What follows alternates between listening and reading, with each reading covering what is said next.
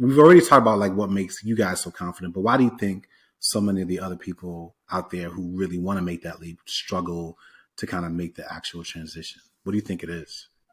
I think it's twofold. I think one has to do with upbringing and society. We speak about that with our friends. Like, not going to college wasn't an option. I'm not saying my mother said you must go to college, but you didn't think of anything else. I don't know how to explain it. It just College was or bust. It's just like high school and then college. There was no other option out there. So I think that if we knew more when we were younger and growing up of the other possibilities outside of college, then we'll feel a bit more comfortable. It's just what it is in society. Now, with our children growing up, they may not even think about 9 to 5. They may not think about college. I don't know, because it's a whole different playing field right now, different options out there. That's one part of it. And then the second part is just being comfortable.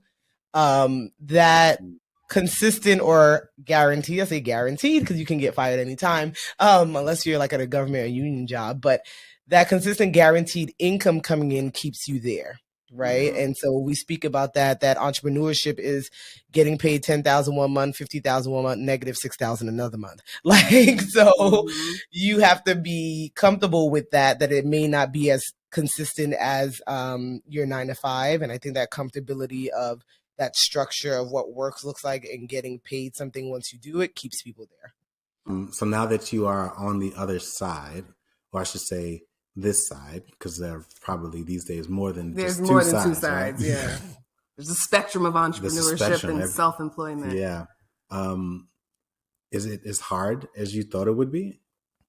I don't know if it's harder. I think it just requires more discipline than harder per se, because you can move at your own beat. Generally, I guess it depends on what type of entrepreneur you are. The things that you're doing, you like, you enjoy it. So it doesn't feel as difficult. Now, there's things that you may not know nothing about, content, editing, just different things like that. But I won't say that it's harder.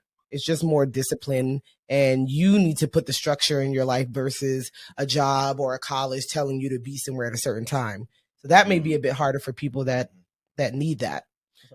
That's a good question, because I wouldn't describe it as hard in the kind of like the emotional weight of work, because I was used to the constant grind.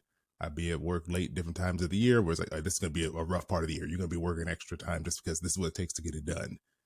You're going to be up at a certain hour. You're going to be here. You're going to work until a certain hour. You're going to leave. Like, it's that rigid constraint that is a typical 9 to 5. Switching from that and coming to something with so much more freedom, that's why I wouldn't describe it as hard in that sense, but it's hard in the sense that you're it. Like, that's it. It stops with you. I think it's harder than I thought it would be, because the structure part of it was very difficult for me, because I'm a very regimented person, meaning I went to my job, I wake up, go to the gym, go to my job, come back, and then we work on our businesses. So I knew between hours of 5 to 10, that was our working on business hours, or 5 to 7 working on business or working on family and things like that. So now I have a full day, which could be from 7 to 5 or 7 to 3 or even 7 to 10, whatever it may be. And trying to figure out that structure is still very difficult for me. And that's a whole other type of pressure that I wasn't familiar with. If you go to work and you have a rough day, you're not feeling well, you got stuff going on at home with family, you can kind of zone out a little bit. You can just be like, well, whatever, I'm here. That's all that matters. I'll do enough so that people won't come looking for me, and then I'll go home. But when it's all on you and you're not feeling well emotionally, especially like with mental health type of things, like if you're like down, like there's been moments where I felt like just like depressed and like I don't want to talk to anyone. I don't want to see anyone. In those moments, that's when I find it the hardest, especially because I do something so visible now to where when I don't feel like talking to someone, I don't have the option of just checking out and just sticking to myself. I got to do something.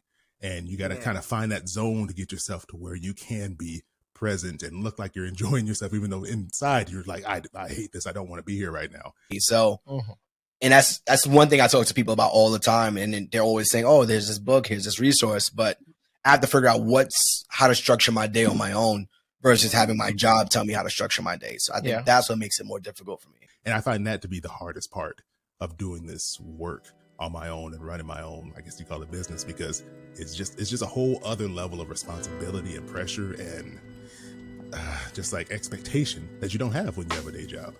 There's an ongoing debate about which path is best. On one hand, there's the freedom and glamour of being self-employed, and on the other is the proven and predictable grind of a 9-to-5 job. But not everyone walks away from a job to start a business or a side hustle. Meet Erica.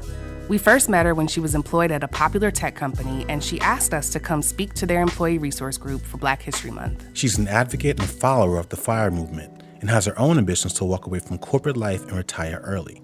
Her dream of cashing out of her lucrative tech career eventually came true. But her path? Well, we'll let her tell the story. I remember when we first connected. And we hope you enjoyed this episode of Cashing Out the Podcast. To see more videos like this, subscribe to our YouTube channel and be sure to turn on your notifications. To get your copy of Cashing Out the book, visit Amazon.com, Barnes & Noble, your local bookstore, or download the audiobook on Audible.